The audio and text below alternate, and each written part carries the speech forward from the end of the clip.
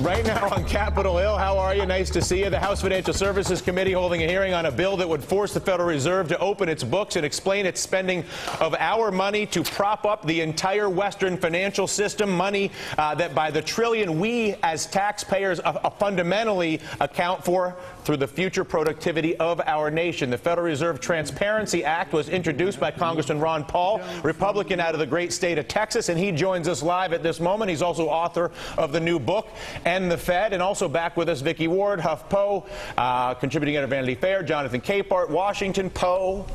See, that's a way of WAPO. Thank you. I'm learning.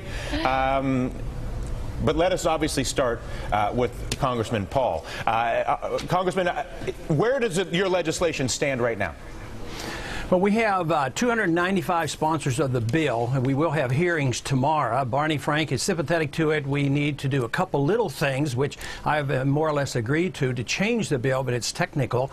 And I think that the determination is that Barney wants to put it in the package of reform. Of course, with this number of votes, it could pass under suspension because we have more than 2/3 of the vote. Sure. So we've had great support from this, 75% of the American people.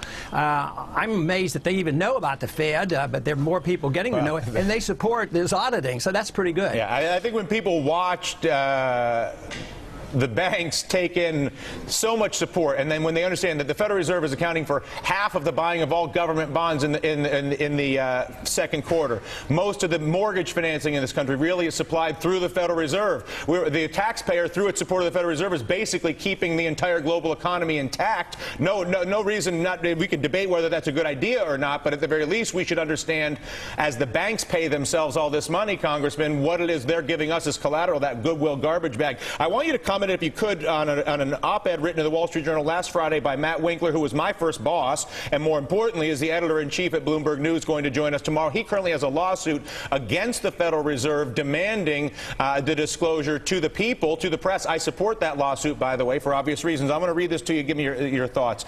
This is again from Mr. Winkler. He says, this is in the Journal, "This is an opportunity for Mr. Obama to make good on his promise. If he foregoes an appeal," and this goes to the lawsuit which Bloomberg won versus the Fed to open up the books, if you will, and now the president may have an opportunity to intervene here. Matt's making the point, this is an opportunity for Mr. Obama to make good on his promise. If he forgoes an appeal, he will show that he means what he says about transparency.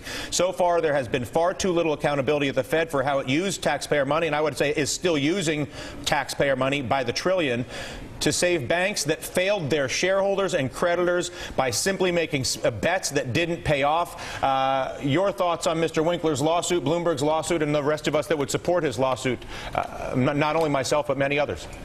Well, I think it's great because the Fed is being addressed in various manners through these lawsuits about the Freedom of Information Act, as well as changing the law so that we can audit the Federal Reserve.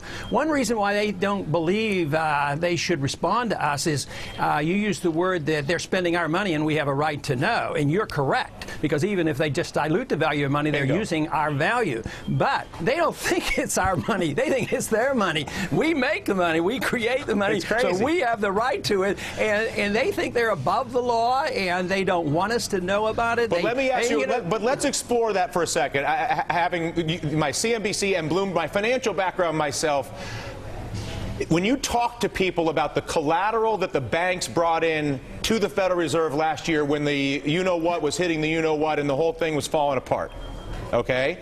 There are those that argue if we get full disclosure of the collateral that was taken into the Federal Reserve, the toxic assets, whatever it was that is not disclosed at the Federal Reserve, that it will be a huge risk to the U.S. currency because it will reveal that the emperor has no clothing, or a huge risk to interest rates. And so while this may be in principle the right thing for the taxpayer, for the country, that the inherent risk, because the system that preceded the right thing was so screwed up. It's sort of like when you open the closet, you really don't want to know what's in there, but we're still saying open the closet. How fearful are you of what's in that closet? Well, we should never be fearful of the truth. There is some truth that when they hear about this, it might have an effect on the markets. But I think the truth is out there. I think you know about it, and financial markets know about it already. You know, even Bernanke argued for transparency, and he's really not in support of it. So, no, I think the more we know about it, the better. The judge that ruled in that case of Freedom of Information Act actually said that the more information you had about a stock or a company or a bank, once the information was out, instead of it hurting things, it actually helped that market. So transparency helps. People need honesty about it, but it is true that if it's brand new information, and there could be some brand new information in a true audit. And if it's brand new information that shows, forget the TARP, that's tiddlywinks. Yeah. That shows that a multi-trillion-dollar goodwill was opened up at the Federal Reserve, where banks could bring garbage to the Federal Reserve, get the taxpayer to pay out the future of our country to those banks, again with the cash which is currently devaluing. And we find out that the banks brought in worthless garbage, and we gave them money good. Where do we go from there, sir? Downhill, and that's why the problems haven't been solved. You can temporarily boost the statistics because the stock market goes up and a few other things. Well, the taxpayers underneath them.